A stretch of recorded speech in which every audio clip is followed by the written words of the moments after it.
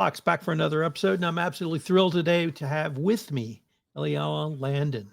Ileana is with Megatrax, and we're going to talk about her journey, her professional background, and more importantly, how she and Megatrax can bring an element to your podcast that is not only necessary, but I think enhance the experience for your users, or as a friend of mine says, it's all about the UX. So, Ileana, with that long-winded introduction, first of all, welcome and thank you so much for taking the time to visit with me today. Thank you, Tom. I really enjoyed visiting with you in person recently at Podcast Movement, and I'm excited to be here. Thank you for having me. Ileana, what is your current role? I'm currently the director of TV, radio, and podcasting for North America for Megatrax. And Megatrax is a production music library that is used for background music for film, television, radio, digital, basically any kind of medium that needs music. So, we're going to get into the fun part of this podcast in a little bit, but there's actually a legal component to this. And that's what initially attracted me to you and Megatrax, being the geek lawyer that I am. So, can you explain what differentiates Megatrax from a Google site where I've Googled podcast background music and got a bunch of sites? We are a licensed library, which means it renews every year, whether you use a single track or not for podcasts, but because those are in perpetuity. But the difference between a lot of searchable music online and Megatrax is that with Megatrax, you get a lot of legal guarantees. We produce our own music, and if we don't produce it, we make sure that whatever third party library that we work with, that we grant and are able to grant worldwide rights. So what that means is that, especially I think in the world of podcasting, you can, but you can't, nor do you want to necessarily geotag, right? Everything for a certain territory. So for podcasters, it's really important to work with licensed music on many levels for many other reasons. I will just say the main reason is it's legal and you won't get into legal trouble. Yes, that's the bottom line. There are more things kind of surrounding that. Like, for instance, and I know that Apple Podcasts, which is still barely doing downloads, they're moving to streaming also. For podcasting specifically, it's a concern if you are using any kind of music that's not legally licensed to you, because every download or every stream is considered a mechanical license. So if you're not legally licensing the music, you could get into a lot of copyright law issues with the owners of that music unless it's expressly granted to you. So that ends your legal lesson for today. And let's get to the fun stuff. And that's really Megatrax itself. The breadth and scope of your offerings is just outstanding. But why don't you describe that for us? Or how would you describe it? Perhaps better question. It's wonderful music. It's professionally done, it's professionally mastered. So like we're the same quality as any kind of record label. Like when you buy a label, we use the same people to master as record labels do. So it's really fun music that you can use in different genres in different ways. If you own a podcast, for example, we have music that's going to create that suspenseful episode. We have music if you're an inspirational podcast that you can use as intro outro music.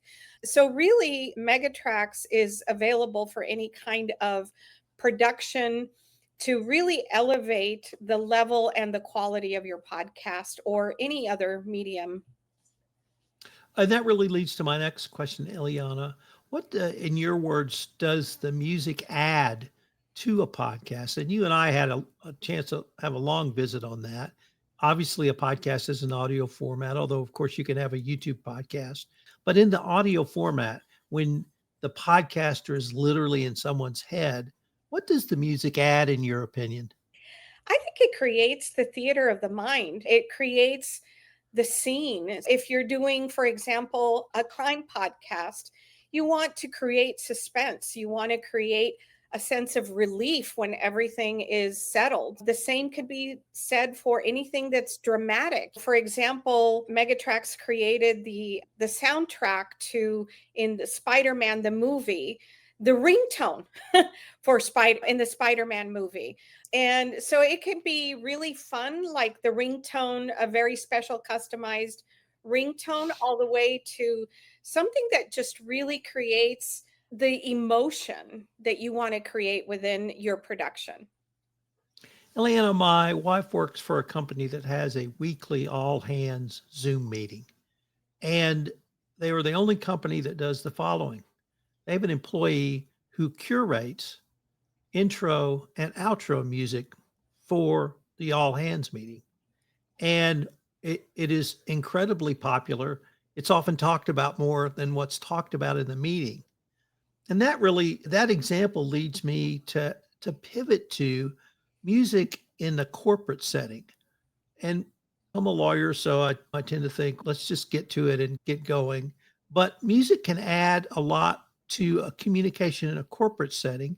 And many of the listeners to this podcast are corporate employees, Mhm. whether compliance officers, lawyers, or other executives. Why do you think it's important to have that sort of background music to set the tone for a corporate message or a corporate communication? I think the best example for that is when you want to relax, what do? You turn on Spotify, you put on a CD if people still are using CDs. I still have vinyl, I still have a record player, and it really creates the mood. So for meetings and corporate meetings specifically, it could really lift the meeting. It could create the emotion that the corporation wants to emote in the tone of the meeting.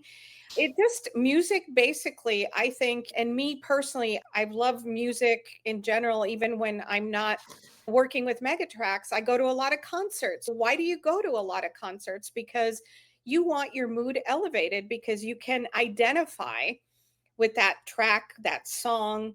And I think the same applies for corporate meetings. The choosing the right music, it's sometimes, well, let me just stick with myself. I love cool jazz, and I can sit and listen to a piano and a drum play forever, and maybe a bass. Same A here. lot of people, a lot of people don't like that for a podcast intro. So it really has made me think about much more of what my audience experiences is. So that's a long-winded way of leading into the question: how would you help a podcaster think through the type of music for an intro or an outro? I think emotionally, what do you want to create emotionally? Do you want it to be upbeat? Do you want it to be mellow? Do you want it to be suspenseful? There are a lot of ways that anybody can describe the emotion. What are you trying to create? Are you trying to be an authoritative figure, an expert? There's a soundtrack for all of those kinds of styles and music that we can help you with. We have a search bar that has artificial intelligence as an example where you could describe the scene that you want to create and our search bar will give you almost instant results. You can upload a track that say you want it to sound like the latest Lady Gaga song. Well, you can't really use legally. You can, but you'll get in trouble legally eventually if you use Lady Gaga as an example. So you can upload a track that sounds like, or a Lady Gaga track, and our artificial intelligence will find something in that style so that you can have something that is legally licensed that sounds like what you like about that specific track or song. Do you obviously you work with me, or I should say, we work together. So, full Yes, we do. disclosure, Yes, I'm a we do. podcaster. I have multiple podcasts. But do you work with corporate clients or others to help them craft that message from the audio format? We do. We definitely do. I'm not the one that personally sells to corporations, so we have different divisions. And but yeah, most certainly corporate. We work with schools, we work with universities. Just to give you an example, this morning I'm sending out a proposal to someone in Mexico in Spanish.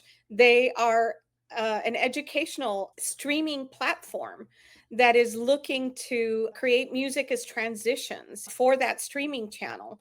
And they're associated with 25 different campuses across the Mexican or the country of Mexico. And for any kind of production, there's always something that you can use to elevate that production. So whether it's corporate, whether it's an ad for Gillette, whether it's a commercial for a local car dealership, if you're in radio, anything that has an audience could always benefit from using music to kind of give it that professional elevated sound.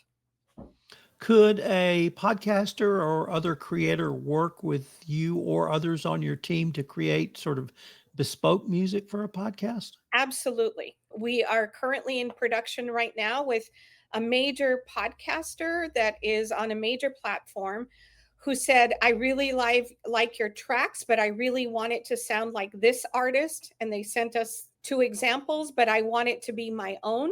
So we are creating a completely bespoke custom piece for that podcaster, and she's a celebrity podcaster. When you get to that level, or you want to get to that level and have something completely bespoke, sorry, or custom, we certainly can do that. So, where do you see the role of music in podcasts down the road? Is it going to become sort of with AI, we can create something close to what we want to have or bespoke, or with the type of catalog that Megatrax has, you can offer such a wide variety, or perhaps is it both? I think it's both. I mean, I think that there's definite places for a, but if you really, I mean, I'm old school, and I think a lot of people are old school in the sense that you really want that music to be touched by actual musicians, composed by an actual composer, because I think while artificial intelligence maybe can copy the sound, I don't think, at least not yet, it can truly capture the emotion that perhaps a truly fully composed piece of music with a composer, with real musicians in the studio. I mean, I don't think you can truly replicate that.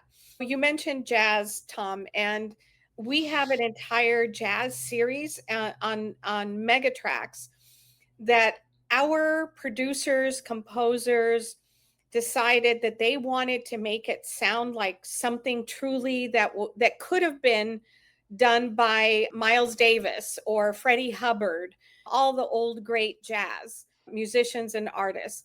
So they went and scoured books to look at some of these recordings, and they saw the microphones. We rented and replicated the exact microphones used in some of these major recordings. We put them in the same position that the photographs had them so that we could capture the sounds of Miles Davis, Freddie Hubbard, all the big jazz greats.